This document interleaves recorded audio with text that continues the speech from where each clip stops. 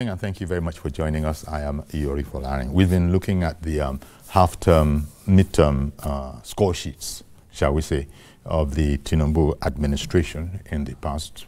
Actually it's been going for a past fortnight now. Okay, let's turn to security this time. And of course there are many aspects to security, and I suppose it's going to be a tall order to say what's this security scorecard generally. Perhaps there's no such thing. On the one hand, there is banditry. On the other hand, there is terrorism. But this morning, let's look at the role of the Navy, securing Nigerian waterways for national prosperity. And to talk about this, among other security issues, we'll be going in and out of them, is Deyemi Saka. Mr. Saka is a public affairs / independent intelligence analyst. A fine morning to you, Deyemi. It's nice to be with you. I love being with you on the set. I'm always looking forward to it, but I think you just like seeing my face. Hey, yeah, I wouldn't quite put it that way. Thing, but I think well, yeah. Well, we're sort of. I have a family function after the program. We're synchronized. We're synchronized. Yeah. Good morning. It's nice to be here. Thank you very much for coming. What you see, while we're smiling, there are challenges, unfortunately. So there are those who don't have very much to smile about, but perhaps I'm getting ahead of myself. Give me, as an independent intelligence analyst, which borders on security, what your take would be on the scorecard of this administration, this sort of midway juncture of the first term. Well, it's not been all rosy. It's not a comedy. Or, it's like, can I say tragicomedy? If I can want to build lean on my knowledge. Well, it's not been fun. It's not been fun. Yeah, but we've secured, or probably we've recorded some great milestone achievements when it comes to security. Yes, when it comes to public safety, which we want to call maybe homeland security, there's still a lot to desire to be achieved. But I believe you see, for me, I think because of Nigerians have not really evolved to the democratic structure of running governance and keeping the country safe. I'm not saying this to make excuses for armed forces, but I think we've burdened them with a responsibility they shouldn't, be saddled with. Yes, I know it's the doctrine, the essence, and their duty is to protect the country, the sovereignty of the country, keep it intact from external and internal aggressors or aggression, either foreign or domestic. But when it comes to public safety, homeland safety, we need to lean more on the DSS and the police. And I think when they do more of that, because by the time in a democracy you bring in the military to enforce public safety, you have to declare martial law. We've not done that. We're having an hybrid environment where we just have the military working under the civil rule and the civil laws, trying to strike a balance between and that's the way it is. No matter how much they have their own rules of service and everything, but it's still subject to the Constitution. But they just have to strike a balance. What you're saying, would you say it applies all over? I have in mind the situation in Plateau State now that has become, quite frankly, it's become a tragedy. It's been consistent. We've been looking at it for decades now. The situation, as most people would understand it, is between, herders and farmers, both of which have rights, their own rights. The herders are looking for, pasture. The farmers are looking for security to carry on with their work. And the rest of the story. It's been going on like that. In fact, recently we've heard enough is enough. Now, what are the intelligence implications of all of this? Well, I think if we don't try to contain, restrict these activities, or probably restrict the theaters, we probably will have it going out of hand, and we might just be kissing our sovereignty goodbye. I think it's time for us to stop playing politics with issues like this, stop putting political considerations, or stop putting politics into considerations when we want to take decisions. Yes, the Constitution allows you to live anywhere, reside anywhere as a Nigerian, but it doesn't give you the right to infringe or probably, take away the rights of other people or persons. So what are we saying? And some of us have been clamoring that there is really a need for us to have a CTU, dedicated CTU away from the DSS, the army, and what have you, meaning counter-terrorism units or counter-terrorism force on its own, dedicated to just combat terrorism. They have their own team, they have their own air cover for it, everything, just like another branch of a paramilitary or quasi-military formation.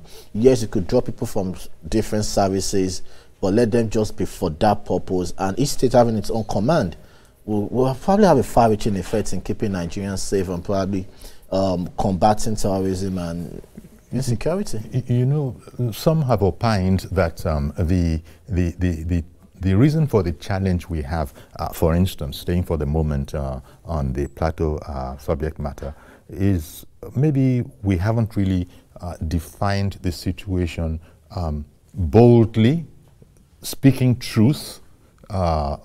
Some are saying maybe there's been some politicizing of the issues.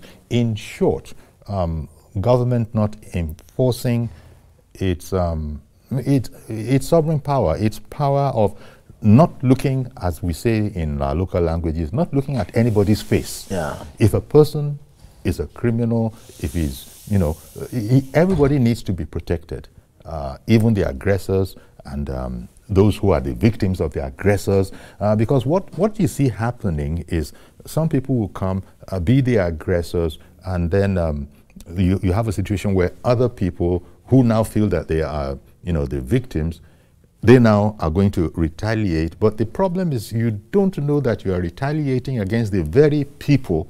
For instance, you can't take a whole people and say that every one of this particular ethnic extraction, you know, is a killer. Yeah. But however, the simplistic definition is that, oh, these people have done me, I will do them too. And so they say government actually is culpable in terms of not being transparent and quote-unquote bloody-minded. Yeah, I think the first disservice we've done to this country is by classifying the whatever you're talking about in Plateau, in Benue, Taraba, Nasarawa, and even Niger, classifying it as, or defining it as farmers' herders clash. It's not farmers' herders clash. Okay. Once we can get the definition right, then we're probably getting a step closer to the solution. If it's coming further, okay, how can I plant something for like 6 months? And one guy just walks in there with a head of cattle and destroys it. So, if you don't accept the root because he wants to graze his cattle. And somebody, I can remember somebody was telling me that there used to be a grazing route. For crying out loud, we are in 2025, not 1963.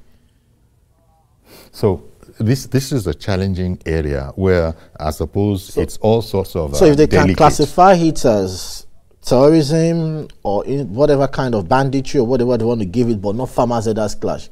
Anybody that knows is going to commit such a crime knows he will be facing the full wrath of the law, and it will not be reduced to a conversation of a talk shop like it's a farmers' herders clash.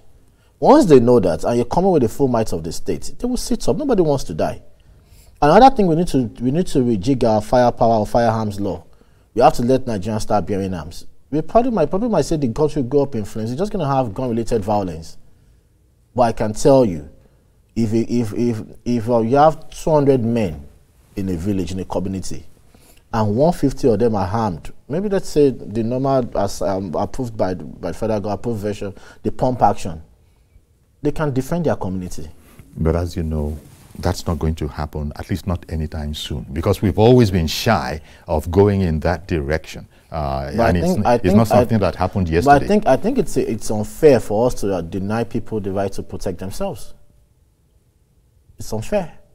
Because the reason Plateau, Benue... That would simply be the beginning of people providing for themselves the security that the government should have provided for them. Yeah, because government oftentimes does not react fast enough. But sometimes the first responders to issues might just be the community, communal efforts.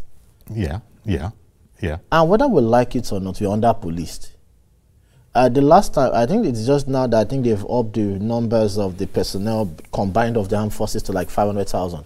I think at the time it was just around 250,000, Nigerian Navy, Army, and Air Force. We need at least 20,000 standing troops. Well, exactly. Here we are, we've been talking about these things. You started off by saying that, well, maybe you see some bright spots. It looks like there are very few. No, there are a lot. There are a lot. Okay, let's talk about those. You know, let's talk about if we're looking at a scorecard, areas that are not as bad as others. For instance, one of the major things that the president said was this forest guard, you know, announcement, setting up a forest guard. And then there are other people in society who have said that, well as that is, it's not really the answer to problems in that area. What say you in this regard? Well, it's if people say it's not an answer, let us try this and let it fail before we agree that it's not the right answer, because people might just be picking from their perspective and they might be wrong. Nobody has the absoluteness of correctness or accuracy on issues. Okay. We just promote or advance our arguments or narratives the best we can. That doesn't necessarily mean we are right. And that doesn't necessarily mean we have to admit that we are totally wrong. We have to just talk about it. You see, for some of us, it's just for the sake of the good of the country. And I've seen some improvements, whether we like it or not. I was, you know, listening to the conversation we're going to talk about today, but I move around a lot. I see the improved welfare, the improved armament or arming of our armed forces. And it's a thing of, for some of us that have been clamoring for some things, and it's a thing of joy for me to say that, okay, the army is improving its own air wing. You know, the Navy has its efficient air wing, you know, a very impressive one. And you know, everybody's trying to have the special ops, you know, special elite team on the forces, and it's something to be proud of. And that with time, if you can just get it right with the DSS, the police, and maybe some other internal security arrangements organizations, we'll be fine. You know, since I sort of anchored this at the beginning on, you know, and I, you know, refer to you as an independent. Intelligence analyst. Look, even before we go into the waterways, it'll be interesting. I wanted you to sort of look at the role of intelligence generally. You see, intelligence, on a simplistic level, will be all about giving us the advantage of foreknowledge.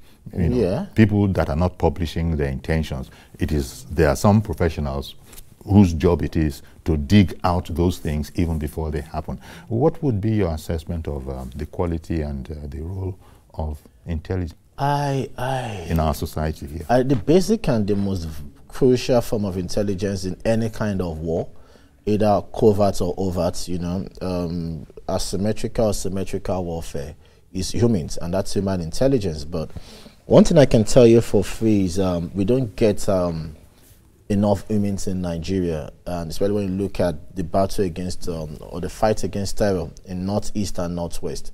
We need to do more, because I think the citizens are part of the people, those people there are torn between pledging their allegiance to the bandits or terrorists that seems to be the other government, but closer to them, or than the federal government. But the federal government with some rights. Why? Because they are the one on ground. They are the one that has foot on ground. They are the one controlling things.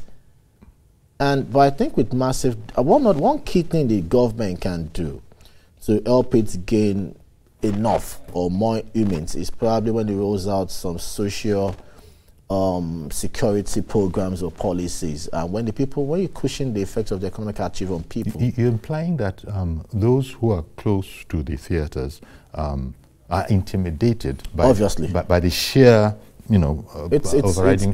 That's one. But people have also said that because of the way, never mind how Nigeria was, the West African coast was divided up along the line, that there are sort of connections, family connections, relations. There are, I think President Buhari, it was, who was. So he has nephews and whatever. Yes, he has relatives in Niger. I am bold to say that, and sometimes some of our time I get so critical of some persons that have occupied the office of the National Security Advisor. And I'm bold to say this on international TV, because TVC is international, not national. If you place the map of the whole Kanemi Empire on present-day Africa, it reveals to you the theaters of conflict in Africa. So that takes you to the ideology, that takes you to the motive, that takes you to the conquest. Once you can identify that, then you can start working in fighting or taking on. You place the old Canadian map on Africa, it leads you from Cameroon and terminates in Libya. The northern part of Cameroon is in crisis, Chad is in crisis, Nigeria is in crisis, Borno, whatever. It leads you to Niger, Mali, and hence Libya. So where does that leave us in Nigeria? So that leaves the National Security Agency and National Security Advisor to start plotting the maps, drawing the maps and getting the coordinates to know, okay, this is what is happening. Let's now study the ideology. Let's study the ideology of the whole Kanemi Empire. What are they trying to bring into the new modern day Africa? What do we have to stop it? What can we do to stop it? What can we do to combat it? And so all of this is going to factor in when you want to sort of prepare a scorecard in terms of how well have you done in securing citizens of the Federal Republic, wherever they may be. And we'll get it right, trust me. At least, this is a free expo to work with. Okay, if you say so. Okay, let's look at the Navy in particular. Maybe we've been benefiting from the work of the Navy, but not many people actually figure in the Navy, as important as they are. The boots on the ground usually are worn by the Army. And so those are the people that people are familiar with and you see them. The Navy, is not so easy to see them in operation, apart from, even if you see their air, air... You might probably even confuse it for Air Force. Oh, for you, straight away, you go. You say, the Army has its own air wing, the Navy has its own air wing. You say that, those guys were trying. But talk to me about that whole area, about the Navy. Yeah, I think the Navy just, not that I think, I know that they just rounded up the, activities and events to mark the 69th, anniversary of, its existence. And I was opportune at first hand to see a lot of things the Navy have done or they are doing. At the Western Naval Command Headquarters here in Lagos, I think on Saturday, 3 new ships were commissioned and 3 attack helicopters were added to the fleet of the Nigerian Navy. And it shows the commitment, to protect our waterways, whether we like it or not. I've never heard of the Minister of our Economy being shipped out of the country by air. It's always on the high sea. And we're dealing with a lot of piracy issues and everything. Yeah. And if the Navy is not on ground to doing the right thing, we'll probably be losing more. I think the records are there that the Navy, they've recorded a lot of achievements and probably, catching, apprehending, if we can use the word apprehending, vessels involved in it, bunkering and what have you.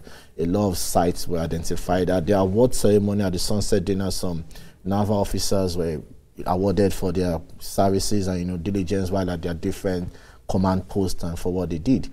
And I'm quite impressed with what I've seen with the Navy, the acquisition, and there's no way we want to talk about the Navy's acquisition without talking about the ministry in charge, the minister in charge, and probably the commander-in-chief, because the ministry in charge is Minister of Defense, the minister in charge is Minister of State of Defense, Bello Mohammed Matawale, and because of the president buying into the agenda.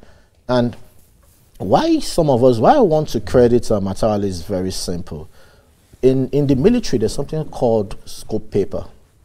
The scope paper is a draft of everything you need. Everything you need, from the boots, the jackets, and jackknives and everything. And for quite a period of time, some of us were complaining that those drafting the scope paper for Nigeria, especially the DHQ, were probably doing something wrong. Maybe they were just jumping, maybe running ahead of time, because most of the things they were buying were not needed. An instance is the Tucano jets. Okay. We're fighting. There was a lot of noise about the Tucano jets. We're fighting an asymmetrical warfare within, urban settlements. It's not easy to deploy fighter jets, but it's a lot easier to deploy attack helicopters. Well, those ones, as you know, there have been, I think, 1 or 2 unfortunate incidents, friendly fire incidents. Yeah, but these days you probably see. I saw Augustas being displayed. I saw everything, and the Navy too now has they just commissioned the special hubs, like the elite team, what you could say the SEAL, American Navy SEAL, and what have you.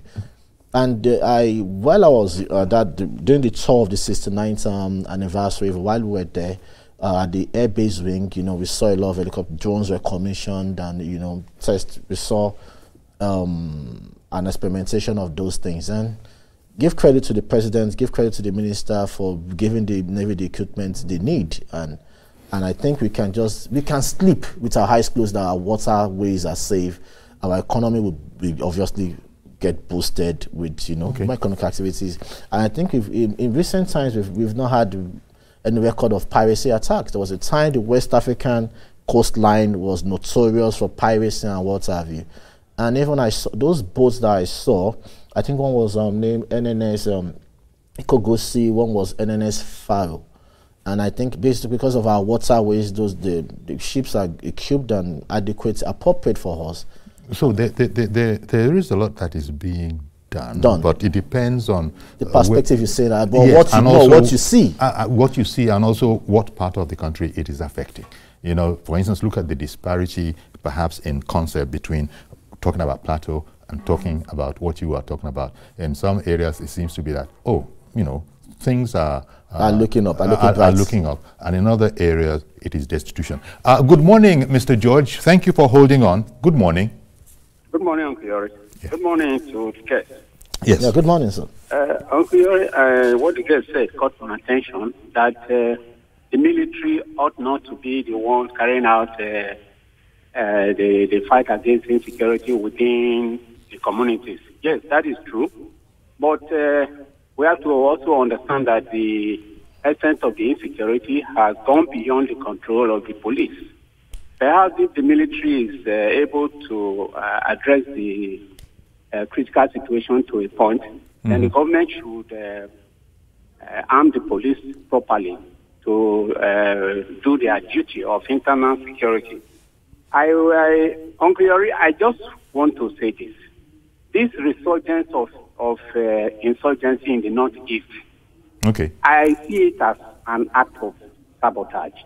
The military has already done it, and for more than 2 years, they had conquered the place, so to speak. All of a sudden, because people are now talking of elections, you now see a resurgence. I want to urge the NSA to investigate who is responsible for this and bring those people to book. We were told some time ago, Uncle Yori, that there is an investigation and people were found to be funding the Boko Haram insurgents. That list should be revisited. It's not everything people will just do in this country and get away with it. If the gentleman there was a spokesman for the Navy, I would have asked him about this oil testing. The Navy, I was told, were complaining that a private security outfit is now helping to protect our oil wells. But we are seeing results from this company. Before they came in, the oil theft was so high, we were not able to produce more than 1.2, sometimes under 1 million barrels in a day. And now they are about 1.8 since the security outfit came in. So where do we go from there? Okay, thank you. Thank you very much for calling. Yeah, I think okay. Now let me respond to him one by one after the other. There were a number of issues in there. Yeah, he said maybe he didn't mention Tantinta by name, but you know. Yeah, but I think the first thing he said was the army being on ground and they should deal with it and what have you. I'm not disputing that we have a peculiar situation that we have to have the military on ground. And I think he started off by saying that what do you do if the police, he agreed with your statement. Yeah, that's why I said, but we still need to, for them to efficiently do what they want to do in those states, we might be looking at need for us to have, because the military works effectively and functions well under martial law. That's the truth. Restriction of movement, suspension of civil liberties, and what have you. Are you ready for such? No. About the issue of the upsurge in terrorism in the Northeast, you know, alluding it because of political activities here, you know, eating up. I think it's not totally accurate, and it's not totally inaccurate as well. But let's take some steps back. Before 2015, from the presidency, the administration of former Goodluck Jonathan, through the recruitment, the services of the mercenaries recruited, have dealt with Boko Haram, that you could give them a success rate of 70%. I don't know either for ego tripping or for whatsoever reason, and we brought about that wrong decision to terminate that contract. That was one reason that brought us to where we are. The second thing was there was a lot of inaccuracy in the report of Boko Haram, the activities during the 8-year rule or tenure of former President Muhammadu Buhari, for obvious reasons. It was their man in power, it should be painted bad, and I was wondering why Zulum, Governor Zulum of Borno State, has found his voice all of a sudden. Because in his first 4 years of President Muhammadu Buhari, he was blaming everybody except Buhari. In fact, there was a time he was taking on the army. And you ask yourself, why this insincerity now? That is that. And I think about the private security you spoke about, and sometimes there are some contractual obligations that shouldn't be terminated, and that's probably will amount to the non-kinetic approach in securing the Niger Delta and the economic base or reserve of the country. Since it's achieving results as we speak, fine. But I know the private security is not equipped enough to to overstep its bounds, or probably look up the Navy high to and tell the Navy to back down. I don't say that happening. I don't believe. Not this Navy. No, but was he not implying that caller? Was he not implying that?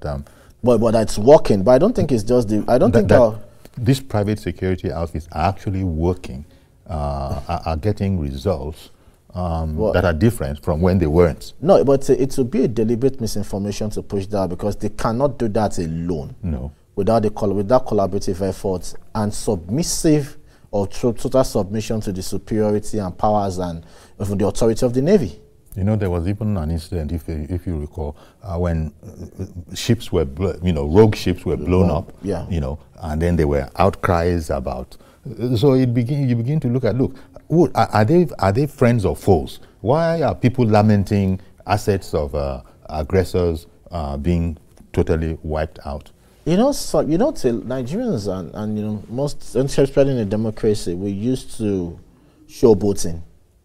Let me see the face, let me know the hand, let me see the hand behind it. But sometimes when it comes to security and national security issues and what have you, you don't even know to know the people. Once the threat has been neutralized, you move on. Now, I don't know if, there are those who are still saying that is what you've just said is the way it should be. But is that the way we go, where we don't even need to look at the face? If the act is illegal, if it is criminal, it doesn't matter whether you are one or the other ethnic extraction. The law will deal with you. Yes. And if you don't do it that way, then you're just going to be compounding the problem. Yeah, sure. And that's the way it should be sometimes. But that's not the way it has always been, some are suggesting. But I think, and it's fair enough to say this about this present administration, why a lot of people might find out, we might not like his face or what the government is doing. I think they've demonstrated the willpower, the political conviction, and the will to want to deal with every act of criminality as an act of criminality, not an act of tribal, agitation or ethnic agitation. I want to give it to them. And funny enough, I had this, because of the agitations and the chasm along ethnic lines and everything, I still laugh at Nigerians how we think we are divided. When we look at the military, I see a united front. Yeah, they are disciplined. I see a united front. Well, they are disciplined, but people have complained about the makeup of the military until now. Yeah. Until this administration. In fact, if you were to look at the mix of the whole security infrastructure, there are a lot of people who are saying it's a lot better balanced now than it used to be in the past. Sure. And even the comradeship among these people, these officers, it's infectious. You just want to be like them. And if Nigerians could approach or probably adopt such mentality, we'll go a long way. Well, trust me. All right, we'll take a break now. Do stay with us, and where we lost a call, please do keep trying. We'll take a quick break now. We'll be right back. Do stay with us.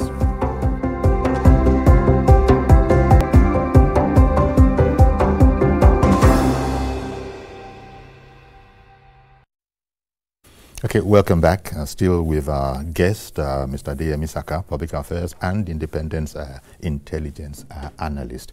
We started out trying, it's such a big subject, Nigeria's security architecture with varying results from place to place. But we did start off, even though we've touched on one or two other places, looking at the Navy, for instance.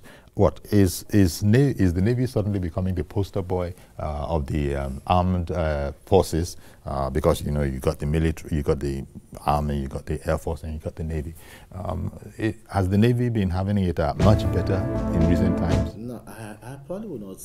I think they're having it better in recent times, but I don't think they've just all of a sudden become the poster boy out of the blues. I think there's no way want to commend or probably want to appreciate what the Navy has done or Navy is doing presently without first giving the credit to the Commander-in-Chief for appointing the right sets of people to be in charge of different ministries. I think the last time you and I discussed, we were talking about Matawale. Yes. That time when there was so much noise about everything. And imagine if the president has, been emotional, sentimental, or blackmailed emotionally to move against him. Probably the Navy will not be recording the successes and or probably enjoying what they're enjoying right now.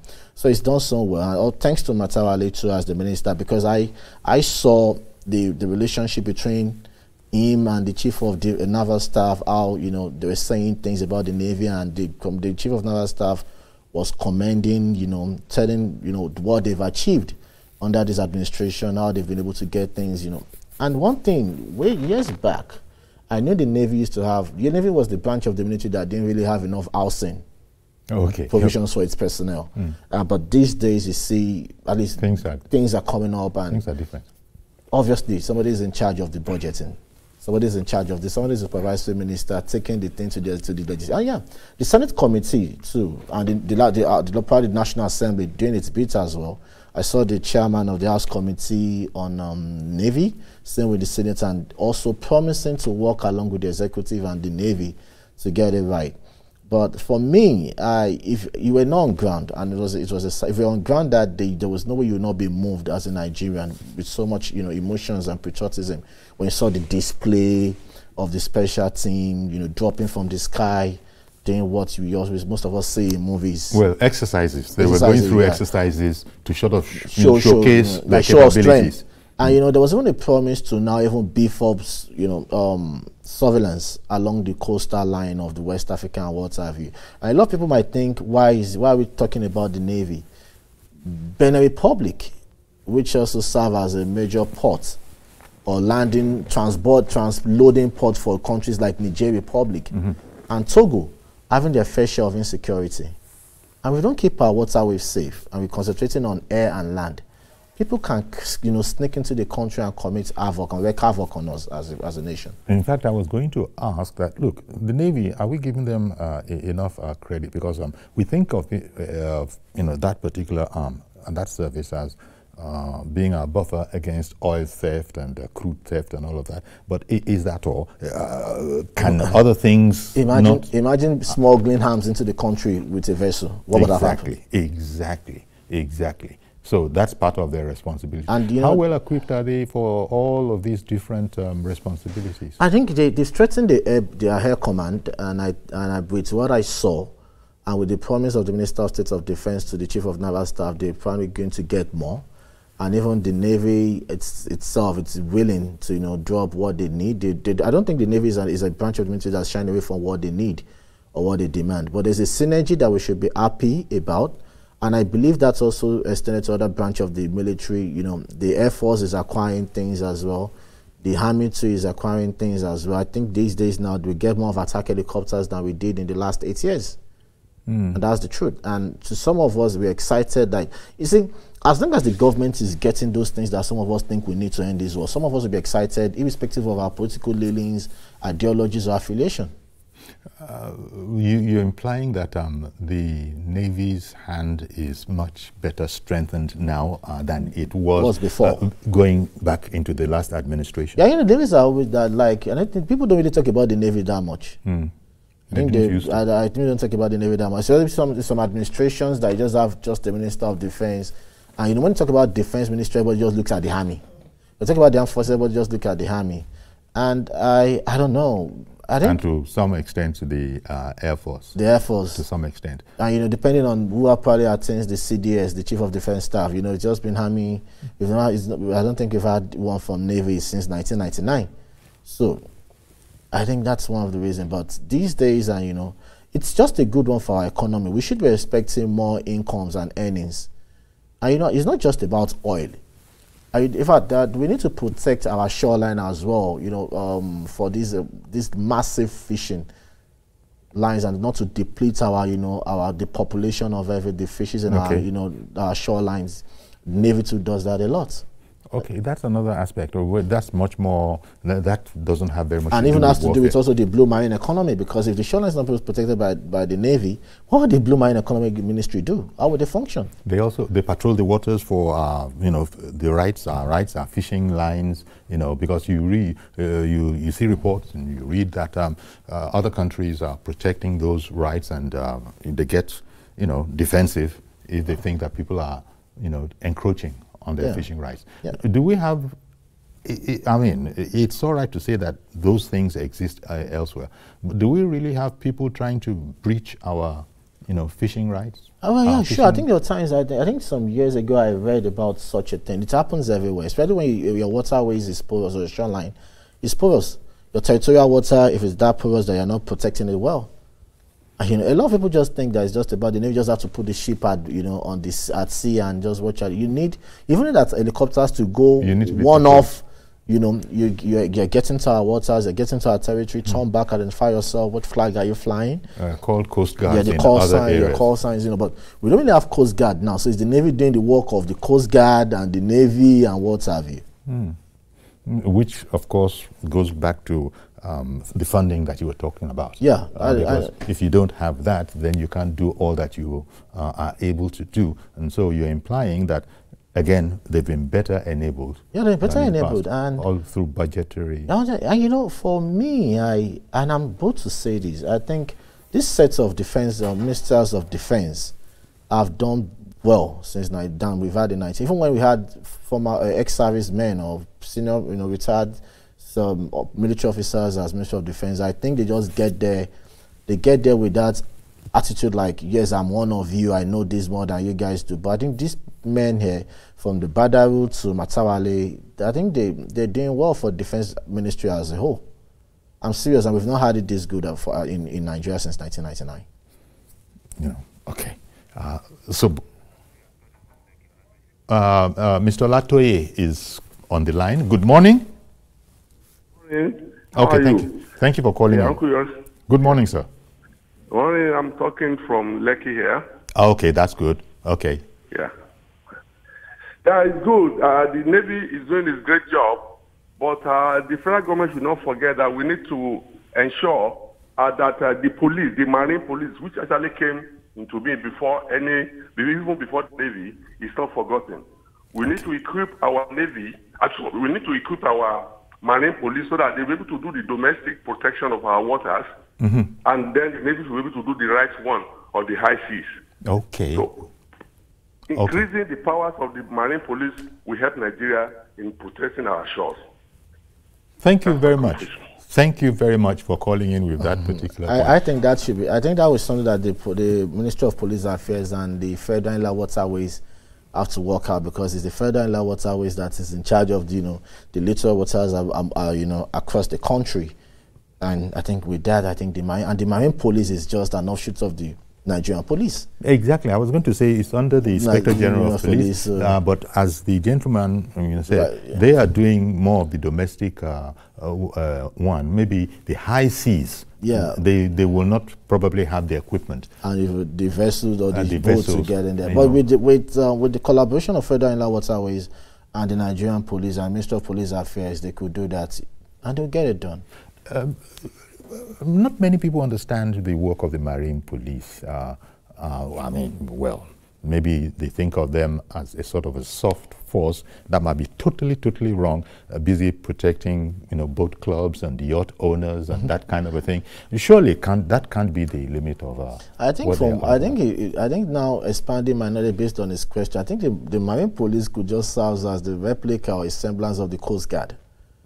Okay. Yeah, I think they probably want to do that, and I think funny enough, we have a lot of inland waterways that needs to be manned. I was going to say that needs to be manned. You know, you could move from Lekki to Ikorodu. You can find yourself in Ijebu. From Ijebu, you can find yourself in Ondo. From Ondo, you're already in Rivers, Port Harcourt, because of the connectivity. So I think we need to start looking at that to keep Nigeria safe. And that caller was, contributing that actually the naval police predate, the marine police. The marine police. I beg your pardon. The marine police. I probably would need to confirm that because the Navy is 69 years old. So the marine police, I'll need to get confirmation about that. Okay. Elder David, good morning to you, sir, in Alimosho. Good morning, sir Yori. Good morning. Thank you for calling in. Go ahead, please. Thank you very much, sir. The scoreboard of our president is fantastic. We are not talking politics. We are talking of what the country wants. Anyway, we thank God because the foundation I have laid now, by the grace of God, with patience, between now and December, since we take another turn. Those who are gathering under the name of, they want to form under, they are just wasting their time because we already know them. They cannot do anything because the president have meant well for this country. All those things we are seeing are physical and it's not to everywhere. Whether at the local government level, at the state level and others. And you look another thing I want to tell you, Yori, you will work and retire from where you are. I'm a pensioner, 750-something billion. May God bless him. That the old men will not just die because Obasanjo and Atiku create all those problems for us. And they refuse to pay us. But now this man, even looking at the old age, even the youth themselves are very happy. They are making education free now. They are not happy about it. Okay, look at the technical schools, the same thing. What do we want to talk about? For only 2 years, this man have done that. And in second, for 2 years, has superseded that of the PDP for 16 years. God will bless every man of us. God will bless Nigeria. And those who actually believe in him, God will bless them. Those who are against him, well, the devil will take care of them. Thank you. Thank you very much, Elder David. I was just dreading that you were going to go there.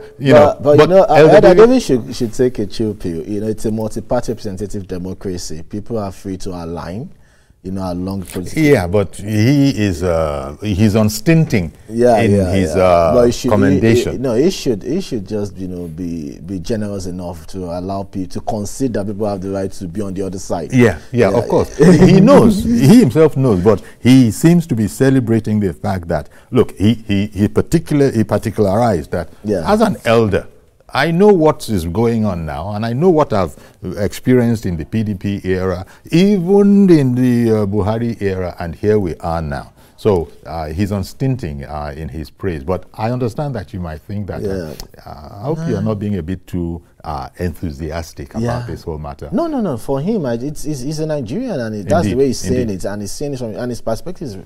He's narrating things from his perspective. Do you see it any differently, by the way? Yeah, well, like we and I started off on how we saw the mixed, results when it comes to security. So, sometimes some things about you're excited about some things and you're not excited about some things, but that doesn't mean, for some of us, it's about the country surviving. When President Muhammadu Buhari got into power, some of us felt if he missed it and he probably loses it, then the country is in crisis. So for us, it's not about who is there, who is not there. It's about the country. For everybody that has been following me, I've been friends with her off social media and on real life, and particularly about national security. Okay, there are a lot of people who are going to disagree with you that it's not about who is there. It makes the whole difference who happens to be there. No, it makes a whole world of difference. For me, it's not about who is there. It's about who is doing what I'm passionate about. What I'm passionate about, and for me, it's about keeping Nigeria safe.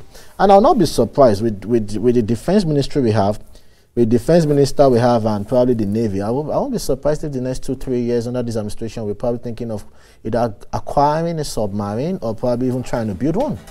They are that audacious. ambitious. Oh, why not? And just by the way, since you mentioned it and you know about these matters, Nigeria doesn't have its own submarine. I don't think even if we do, it's still classified. We don't even know. But then again, no.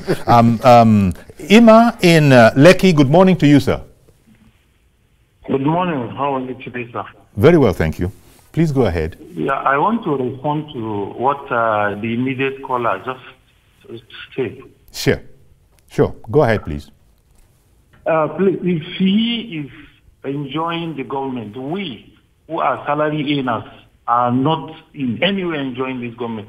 If your salary cannot afford what you need to eat throughout the month, somebody who is, look at the inflation rate, look at what you use to buy things, items, and the rest of them. Where on earth is this done? This man has not increased anybody's salary. The 70,000 naira is saying it's just nothing to write home about. Nothing. We are getting nothing. Nobody is getting anything. But it's a great increase. Sorry, sir. Whereas I'm not disagreeing with you, it is a great increase from where it was before. When compared to what the price of items in those days and the price of items now, I got you. An ordinary Indomie or this thing is about 1,500 naira when it was sold for 200-300 naira before. I concede that point. How would you tell me this man is doing very, very well? In fact, poor performance. All right. That's all I have to say. I just want to respond to what the man said. We who are salary earners are not. Okay. Thank you very much. That is Emma in Lekki responding to Elder David in Alimosho, who is a pensioner. And, Emma is a salaried worker. And he's saying that, let him speak for himself. I know, I think I can I don't see what he is saying. As a pensioner, I don't see what he is saying. No, a pensioner might not be picking bills like somebody that's still working in his prime, paying tuition and everything out, because it's all about an assessment. There you go. A man will, a man will see what he wants to see and disregard the rest. We were talking about security, the Navy, and all these other things. But Elder David came in, just narrowed his focus straight to the quality of life. And then that got the response from Ima. So Elder David, I hope you are listening and you're watching. Every man will see it from his own particular there are always two sides to a coin. Yeah. So if the head is facing, the tail is facing somebody else. Yeah. So that's just the way it is. Thank you both, gentlemen, for those diametrically opposite view. On the one hand, one was thank bright. you. Everything is going good and can only get better. Elder David said that just wait for another couple of years, and then we won't be where we are. But Emma is challenging that very, very seriously, and and he has the right to. Of course, that's the way it is. But there are also those who are going to challenge you if they could actually make the connection that when you say that in security terms things are better. They might not have the facts and figures to back it up, because what they have is the reportage they see every day. Yes. But I think a lot of people should know that there's a clear demarcation between public safety and the defense. Yes. If you look at the Constitution, there's the National Defense Council and the National Security Council. I think the Defense Council, I think that's part, there's one is part G, one is part I of the third schedule. If you look at the composition, it shows you can have an understanding of what it's talking about.